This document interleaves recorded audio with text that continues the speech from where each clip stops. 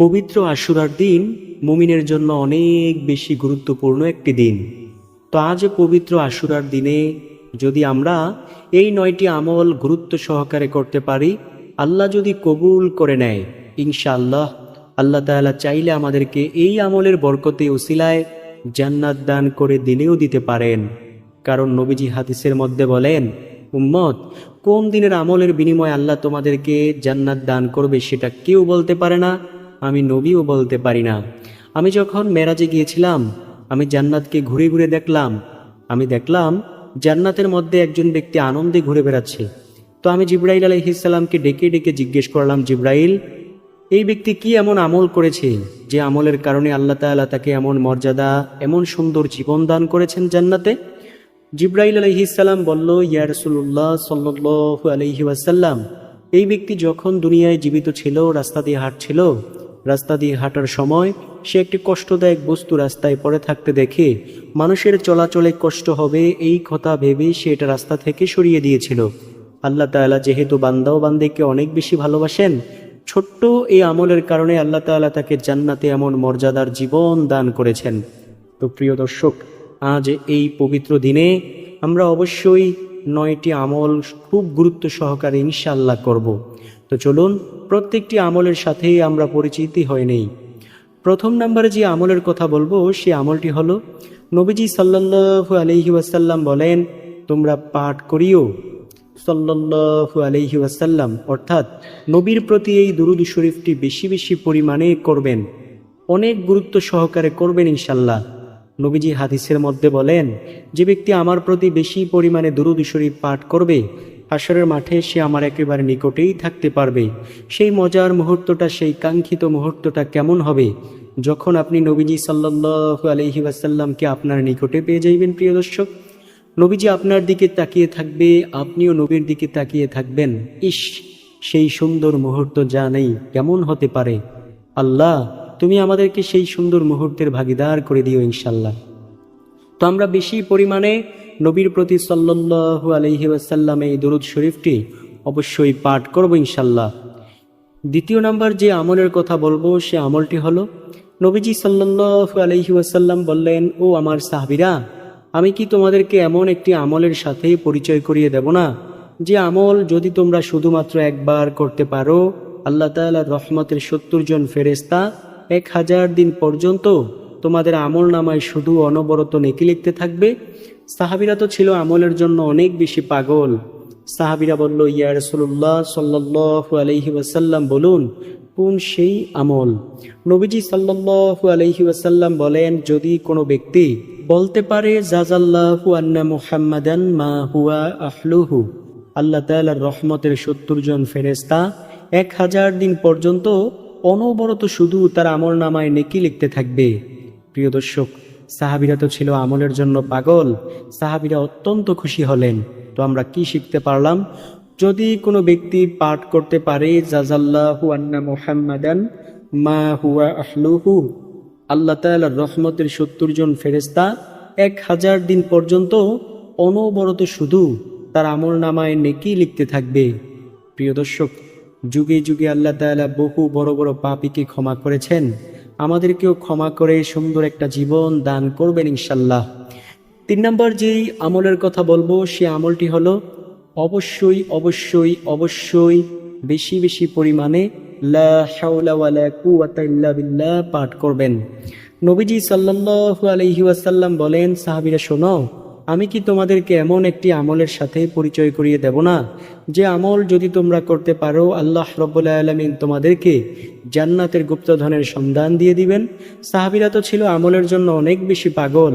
সাহাবীরা বলল, ইয়া রাসূলুল্লাহ সাল্লাল্লাহু আলাইহি ওয়াসাল্লাম, বলুন কোন সে আমল, যে আমল যদি আমরা করতে পারি, আল্লাহ রাব্বুল আলামিন আমাদেরকে জান্নাতের গুপ্তধনের সন্ধান দিয়ে দিবেন।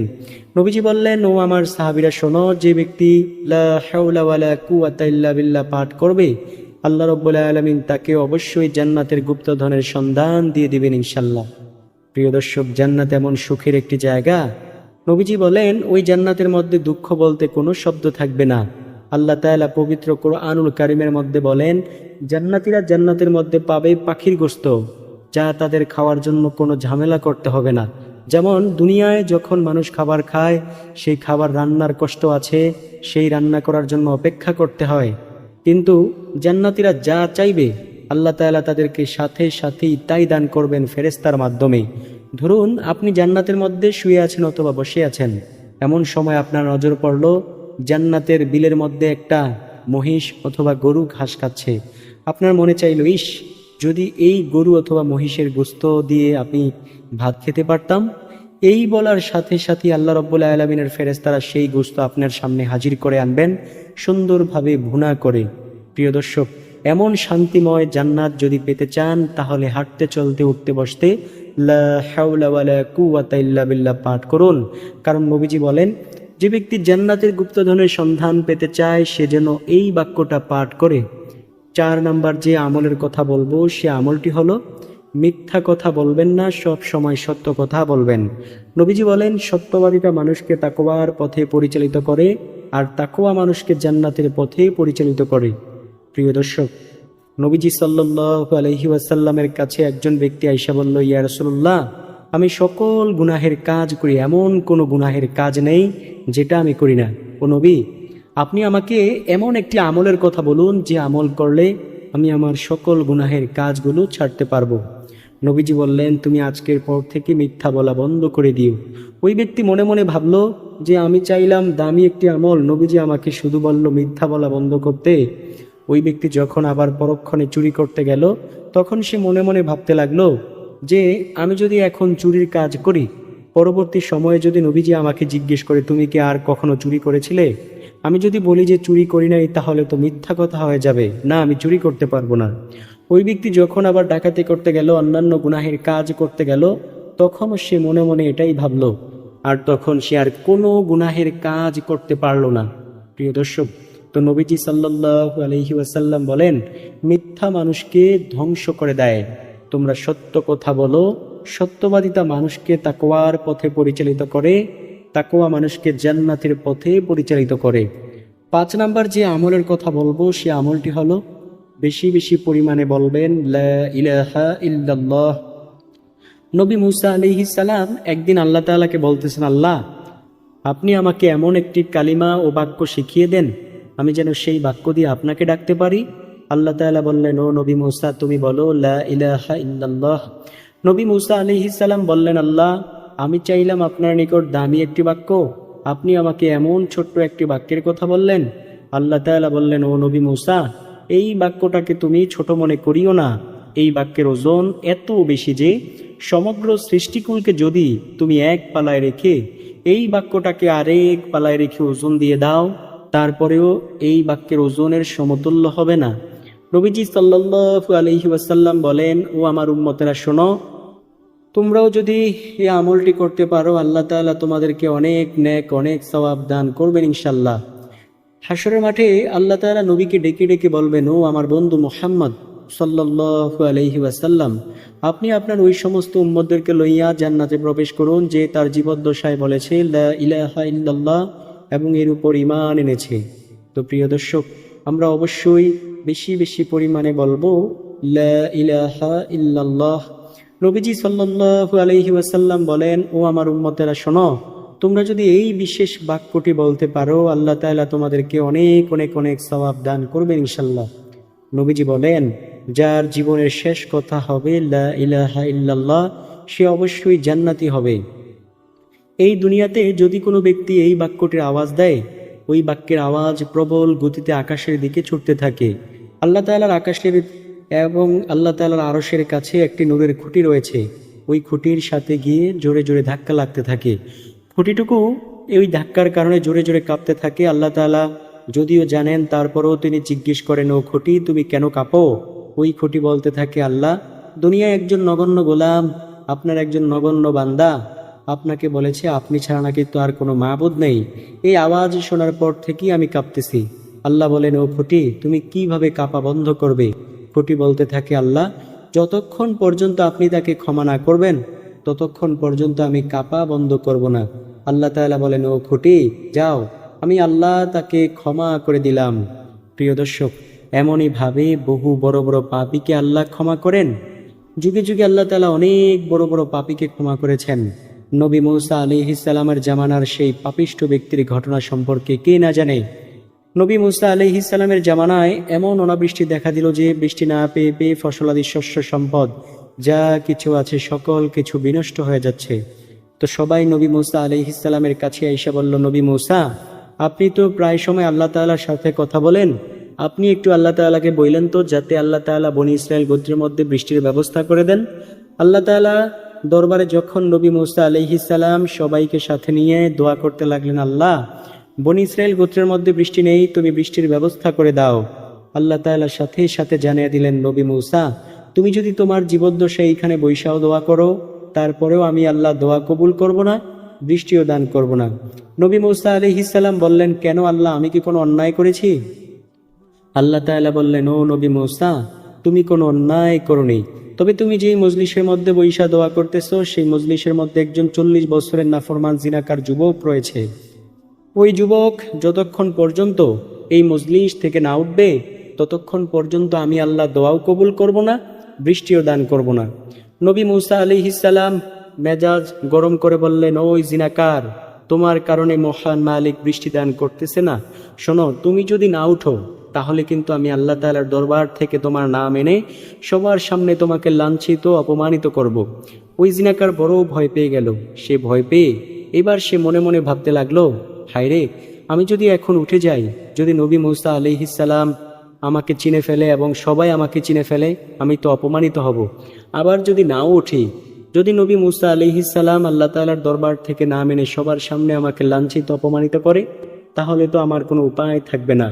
ওই ব্যক্তি নিরুপায় হইয়া চক্ষু দুইটা নিচের দিকে ঝুঁকাইয়া এবার সে মহান মালিকের কাছে বলতে লাগলো, আল্লাহ, দীর্ঘ 40টা বছর ধরে এমন নাফরমানি গুনাহের কাজ আমি করে আসছি, আজও পর্যন্ত আপনি রাগ করে পানি বন্ধ করেন নাই, বাতাসকে বন্ধ করেন নাই, সূর্যের আলোকে বন্ধ করেন নাই। আল্লাহ, আপনি আজ কেন এমন রাগান্বিত হইলেন? আমি আপনার কাছে ওয়াদাবদ্ধ হইলাম, জীবনেও কখনো এমন গুনাহের কাজ আমি আর কখনোই করব না।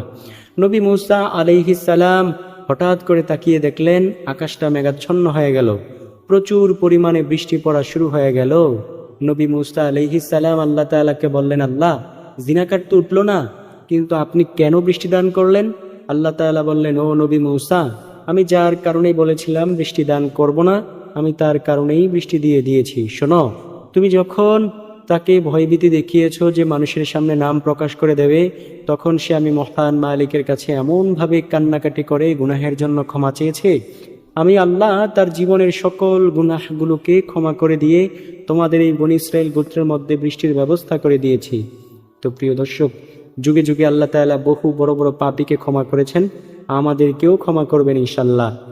5 নাম্বার যেই দোয়ার কথা বলবো সেই দোয়াটি হলো, রব্বানা যালামনা আনফুসানা ওয়া ইল্লাম তাগফির লানা ওয়া তারহামনা লানাকুনান্না মিনাল খাসিরিন। নবীজি সাল্লাল্লাহু আলাইহি ওয়াসাল্লাম বলেন, এই বিশেষ দোয়াখানা পাঠ করেছেন নবী আদম আলাইহিস সালাম ও আম্মা জান হাওয়া আলাইহিস সালাম।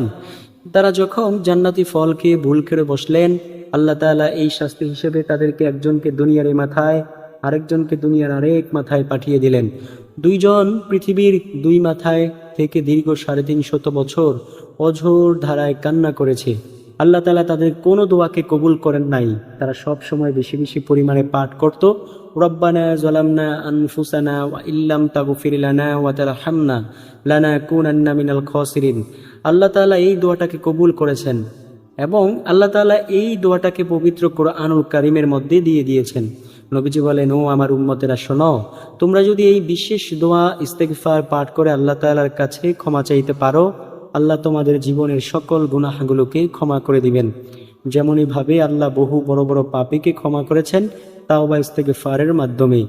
নবীর একজন প্রিয় সাহাবী ছিল যার নাম ছিল হযরত আবু মুসা আল-আশআরী রাদিয়াল্লাহু তাআলা আনহু। নবীর ওই প্রিয় সাহাবী বলেন, ও দুনিয়ার মানুষ শোনো, আমাদের মাঝে 2টি জিনিস ছিল। একটি জিনিস চিরদিনের জন্য আমাদের মধ্য থেকে হারিয়ে গেছে, সেটা হলো রাসূল সাল্লাল্লাহু আলাইহি ওয়াসাল্লামের উপস্থিতি। আরেকটি জিনিস আজও পর্যন্ত আমাদের মাঝেই রয়ে গেছে, সেটা হলো ইস্তেগফারের আমল। যতদিন পর্যন্ত আমরা ইস্তেগফারের আমল করব ততদিন পর্যন্ত আমরা ধ্বংস হব না। যখনই আমরা ইস্তেগফারের আমল করা বন্ধ করে দিব তখনই আমাদের ধ্বংস অনিবার্য। নবীজির প্রিয় সাহাবী হযরত আলী রাদিয়াল্লাহু তাআলা আনহুর কাছে এক ব্যক্তি আয়েশা বলল, ও আলী, আমাকে ওই ব্যক্তি সম্পর্কে বলুন তো, যে ব্যক্তি গুনাহের কাজ করে আবার তাওবা ইস্তেগফার করে, আবার গুনাহের কাজ করে আবার তাওবা ইস্তেগফার করে, ওই ব্যক্তির কি করা উচিত? আলী রাদিয়াল্লাহু তাআলা আনহু ছিল অত্যন্ত বিচক্ষণ একজন সাহাবী। তিনি বলেন, ওই ব্যক্তির উচিত যখনই সে গুনাহের কাজ করে আবার তাওবা ভেঙে ফেলে, সাথে সাথে পুনরায় আবার তাওবা করে নেওয়া।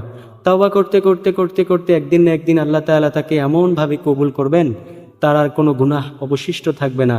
তো নবীজি সাল্লাল্লাহু আলাইহি ওয়াসাল্লাম বলেন, উম্মত, যদি তোমরা গুনাহের কাজ করো সাথে সাথে তাওবা ইস্তেগফার করো, আল্লাহ তোমাদের জীবনের সকল গুনাহগুলোকে ক্ষমা করে দেবেন ইনশাআল্লাহ, ইনশাআল্লাহ। একজন ব্যক্তি অনেক বড় পাপিষ্ঠ ব্যক্তি ছিল, যেই ব্যক্তি ৯৯ জন মানুষকে নিজ হাতে মেরেছে। তো ওই ব্যক্তি নবী মুসা আলাইহিস সালামের জামানায় ছিল। হযরত আবু সাঈদ খুদরি রাদিয়াল্লাহু তাআলা আনহু এই ঘটনাটি বলেছেন। আবু সাঈদ খুদরি রাদিয়াল্লাহু তাআলা আনহু বলেন, ওই ব্যক্তি ৯৯ জন মানুষকে মারার পর তার মনের মধ্যে ভয় আসলো, হায় রে, জীবনে কত গুনাহের কাজ করলাম, আর আমি এই পাপিষ্ঠ কাজ করব না। ওই ব্যক্তি ভালো হওয়ার জন্য একজন খ্রিস্টান পাদ্রীর নিকট যাইয়া বলল, খ্রিস্টান পাদ্রী, আমাকে কি আল্লাহ ক্ষমা করবেন? খ্রিস্টান পাদ্রী বলল, তোমাকে ঈশ্বর ক্ষমা করবেন না। ওই ব্যক্তি বলল যে, কেন ক্ষমা করবেন না? খ্রিস্টান পাদ্রী বলল, তুমি ইতিপূর্বে ৯৯ জন মানুষকে মেরেছ, তোমাকে আবার ক্ষমা করবে? এটা কেমন কথা? ওই ব্যক্তি মনে মনে ভাবল যে আপনাকে রেখেও তো কোনো লাভ নেই, তাই ওই ব্যক্তির সাথে সাথে ওই খ্রিস্টান পাদ্রীকেও মেরে ফেলল। এবার ১০০ জনে পূর্ণ হলো। কিছুদিন পর তার মনের মধ্যে আবার ভয় আসলো। সে মনে মনে ভাবতে লাগলো, বলেছিলাম আর একজন মানুষকেও আমি হত্যা করব না, কিন্তু ভুল করে আরেকজন মানুষকে মেরে ফেলেছি। ওই ব্যক্তি এইবার সমাজের মানুষের কাছে বলল, আমাকে একজন ভালো মানুষের সন্ধান দাও, আমি ভালো হয়ে যেতে চাই। সমাজের মানুষ বলল, যুবক, অমুক এলাকায় যাও, সেই স্থানে যাইয়া দেখো নবী মুসা আলাইহিস সালামের কিছু অনুসারী ব্যক্তি আছে, তাদের কাছে গিয়ে ভালোভাবে খাঁটিভাবে তাওবার মতো তাওবা করে তোমার জীবনটাকে পরিচালিত করো। ওই যুবক যখন ভালো হওয়ার জন্য বাড়ি থেকে রওনা দিল, পথিমধ্যে আল্লাহ তাআলা হুকুম করলেন, আজরাইল, আমার বান্দার রূহটাকে কবজ করে নাও। আজরাইল আলাইহিস সালাম ওই ব্যক্তির রূহটাকে কবজ করে নিলে লাশটা জমিনের মধ্যে পড়ে রইল। জান্নাতের ফেরেশতারা আসলো তার রূহটাকে জান্নাতে নেওয়ার জন্য। তাদের কথা হলো, সে তো তাওবা করার উদ্দেশ্যে বাড়ি থেকে বের হয়েছিল। জাহান্নামের ফেরেশতাদের কথা হলো, সে তো এখনো তাওবা করে নাই, তাই আমরা তাকে জাহান্নামে নিয়ে যাব। এইভাবে ফেরেশতারা ঝগড়া করতে লাগলো। তো আল্লাহ তাআলা এই সুন্দর ঝগড়াটুকুকে দেখলেন। আল্লাহ তাআলা জিবরাইল আলাইহিস সালামকে ডেকে ডেকে বললেন, জিবরাইল, তুমি যাও তো, গিয়ে একটি মাপ দাও। যদি দেখো তার বাড়ি থেকে মৃত্যুর স্থান কাছে, তাওবা করার স্থান দূরে, তাহলে তাকে জাহান্নামের ফেরেশতাদের কাছে দিয়ে দিও। আর যদি দেখো তার বাড়ি থেকে মৃত্যুর স্থানটা দূরে কিন্তু তাওবা করার স্থানটা কাছে, তাহলে তাকে জান্নাতের ফেরেশতাদের কাছে দিয়ে দিও। নবীজি সাল্লাল্লাহু আলাইহি ওয়াসাল্লাম বলেন, তার বাড়ি থেকে মৃত্যুর স্থানটা কাছে ছিল কিন্তু তাওবা করার স্থানটা দূরে ছিল। আল্লাহ তাআলা যেহেতু বান্দাবান্দিকে ভালোবাসেন, কেউ যদি আল্লাহর কাছে তাওবা করতে চায়, আল্লাহ তার রহমতের দরজা খুলে দেন। তাই আল্লাহ তাআলা বাড়ি থেকে মৃত্যুর স্থানটাকে দূরে করে দিয়েছেন, তাওবা করার স্থানটাকে কাছে করে দিয়েছেন। ফেরেশতারা তখন দেখতে পারলো যে বাড়ি থেকে মৃত্যুর স্থানটা দূরে কিন্তু তাওবা করার স্থানটা কাছে। তখন জিবরাইল আলাইহিস সালাম মেপে সেই ব্যক্তির রূহটাকে জান্নাতের ফেরেশতাদের কাছে দিয়ে দিলেন। তো প্রিয় দর্শক, নবীজি বলেন, কোনো ব্যক্তি যদি খাঁটিভাবে তাওবা করতে চায়, আল্লাহ রাব্বুল আলামিন সেই মনের আশা পূরণ করে দেন। তো প্রিয় দর্শক, আমরা এই আমলটি অবশ্যই করব ইনশাল্লাহ। ৬ নম্বর যে আমলের কথা বলবো, সে আমলটিও দামি। নবীজি সাল্লাল্লাহু আলাইহি ওয়াসাল্লাম বলেন, ও আমার উম্মতেরা শোনো, যদি কোনো ব্যক্তি প্রতিদিন ১০০ বার বলতে পারে সুবহানাল্লাহি ওয়া বিহামদিহি, তার আমলের দাম হাশরের মাঠে সবচেয়ে বেশি হয় ও মিজানের পাল্লায় অনেক বেশি ভারী হয়। সাহাবীরা প্রশ্ন করলো, ইয়া রাসূলুল্লাহ সাল্লাল্লাহু আলাইহি ওয়াসাল্লাম, অন্য কারো আমলের দাম কি এর চেয়ে বেশি হবে না? নবীজি বললেন, ওই ব্যক্তির আমলের দাম এর চেয়ে বেশি হবে যে ব্যক্তি সুবহানাল্লাহি ওয়া বিহামদিহি ১০০ বার থেকেও বেশি পরিমাণে পাঠ করবে। এছাড়াও নবীজি সাল্লাল্লাহু আলাইহি ওয়াসাল্লাম অন্য হাদিসের মধ্যে বলেন, কোনো ব্যক্তি যদি প্রতিদিন এই বাক্যটি ১০০ বার বলতে পারে, আল্লাহ রাব্বুল আলামিন তার গুনাহগুলোকে ক্ষমা করে দিবেন, যদিও সেই গুনাহের পরিমাণ সমুদ্রের ফেনারাশির সমতুল্য হয়। তারপরে ৭ নম্বর যে আমলের কথা বলবো, বেশি পরিমাণে বলবেন সুবহানাল্লাহ নবীজি সাল্লাল্লাহু আলাইহি ওয়াসাল্লাম বলেন, যদি কোনো ব্যক্তি একবার সুবহানাল্লাহর আওয়াজ দেয়, আল্লাহ রাব্বুল আলামিন 7 আসমান ও 7 জমিনের মধ্যবর্তী যত ফাঁকা জায়গা আছে সকল ফাঁকা জায়গাগুলো আল্লাহ তাআলা নেক দিয়ে পরিপূর্ণ করে দেন। নবীজি আরো বলেন, কোনো ব্যক্তি যদি একবার সুবহানাল্লাহর আওয়াজ দেয়, আল্লাহ রাব্বুল আলামিন জান্নাতের মধ্যে একটি বৃক্ষ তার জন্য রোপণ করেন। ওই বৃক্ষের ছায়া এত লম্বা হয় যে দ্রুতগামী ঘোড়া যদি 500 বছর পর্যন্ত দৌড়ায় তারপরেও সেই বৃক্ষের ছায়া অতিক্রম করতে পারবে না। 8 নম্বর যে আমলের কথা বলবো সে আমলটিও দামি। নবীজি সাল্লাল্লাহু আলাইহি ওয়াসাল্লাম বলেন, কোনো ব্যক্তি যদি অনেক বড় বিপদের সম্মুখীন হয়, সে যদি এই দোয়াখানা পাঠ করতে পারে, আল্লাহ তাআলা তার সকল বিপদ আপদ দূর করে দেবেন। আর সেই দোয়াটি হলো, লা ইলাহা ইল্লা আনতা সুবহানাকা ইন্নী কুনতু মিনাজ জালিমিন। কোনো ব্যক্তি যদি অনেক বড় বিপদের সম্মুখীন হইয়া এই দোয়াখানা পাঠ করতে পারে, আল্লাহ তাআলা তাকে সেই বিপদ থেকে অবশ্যই হেফাজত করবেন ইনশাল্লাহ। প্রিয় দর্শক, বিপদ আপদ আল্লাহ তাআলা দিয়ে থাকে, আবার সেই বিপদ থেকে আল্লাহই হেফাজত করেন। সর্বশেষ নাম্বার যে আমলের কথা বলবো সে আমলটি অনেক বেশি দামি। নবীজি সাল্লাল্লাহু আলাইহি ওয়াসাল্লাম সাহাবীদেরকে ডেকে ডেকে বললেন, সাহাবীরা, আমি কি তোমাদেরকে এমন একটি আমলের কথা বলবো না, যে আমলের মাধ্যমে যদি তোমরা দোয়া করতে পারো আল্লাহ তোমাদের দোয়া অবশ্যই কবুল করবেন? সাহাবীরা অনেক খুশি হলেন। সাহাবীরা বলল, ইয়া রাসূলুল্লাহ, বলুন কোন সে আমল? নবীজি সাল্লাল্লাহু আলাইহি ওয়াসাল্লাম বলেন, যদি কোনো ব্যক্তি মুনাজাতের মধ্যে 3 বার ইয়া আরহামার রহিমিন বলে দোয়া করতে পারে, আল্লাহ তার সম্পূর্ণ মুনাজাত খানা অবশ্যই কবুল করবেন ইনশাল্লাহ। তো প্রিয় দর্শক, দৈনন্দিন জীবনে তো আমরা কত রকমের দোয়া আল্লাহ তাআলার দরবারে করে থাকি। আমরা যদি এইভাবে দোয়া মিনতি করি, আল্লাহ আমাদের দোয়া অবশ্যই কবুল করবেন। তো আশা করব ভিডিওটি আপনাদের কাছে অনেক বেশি উপকারী হবে।